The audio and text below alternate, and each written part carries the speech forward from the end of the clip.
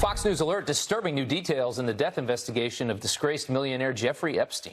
The two guards tasked with watching Epstein reportedly fell asleep for 3 hours. How does that happen, and how is such a high-profile prisoner taken off suicide watch? Hey, here to help answer some of these questions is former FBI national spokesperson John Iannarelli. Thank you so much, John, for coming on this morning.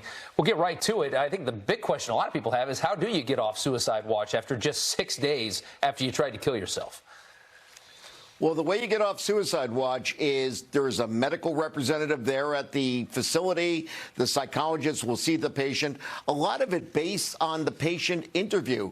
If this person says, I'm fine, whatever I was thinking before, I feel much better, the medication's working, I'm good, I want to go forward with my trial, those are the indicators that they take them off. And the reason being, resources. Do you have the guards to sit and watch a prisoner that's on suicide watch? The incentive is not to have them on a watch, so that way they can use their resources in other areas. Let's take a look at some of the irregularities in Epstein's case, and that includes, as we just mentioned, not on suicide watch, not checked for hours due to, reportedly anyway, guards who were there sleeping for hours at a time. He had no cellmate at the time of death, and one corrections officer was a substitute. We found that out. We knew that. We reported that yesterday. And a lot of these officers and guards look working overtime hours. There are reports that some of these officers may not have even actually been corrections officers. We're still waiting on all of those details to come out and be confirmed, but I mean, this just seems like a mess. It is a mess. Clearly, you don't want persons who aren't trained to be correctional officers performing correctional duties. Aside from guarding prisoners, it's an officer safety issue for the other guards. You need people trained and prepared to be able to assist when necessary. As far as the sleeping goes, I get it. I understand they're working these overnight shifts and there's no one there watching them. But they're being paid with taxpayer dollars. They have a responsibility. They have a job, and they failed to do that.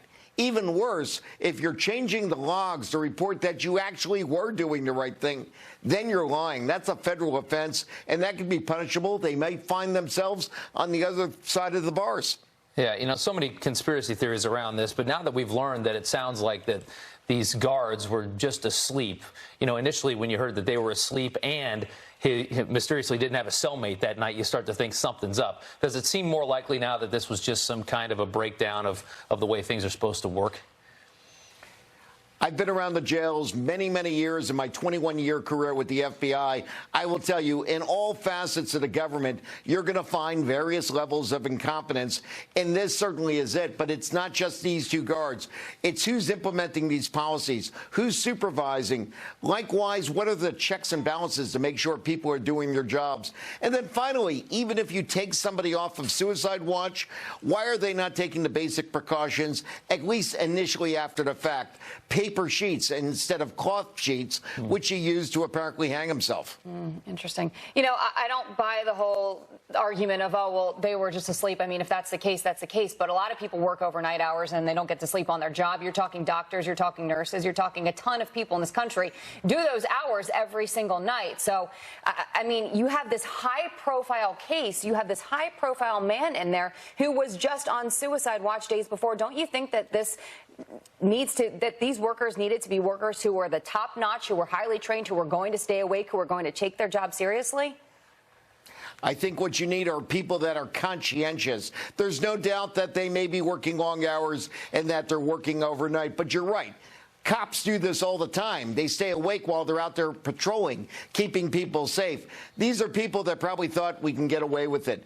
And if that's the case, they need to be judged correctly to make sure that others, not just in this prison, but around the country, are doing their jobs. This was too high profile to ignore. Yeah, well, they're feeling the heat now, that's for sure. All right, John, thank you so much. We appreciate it.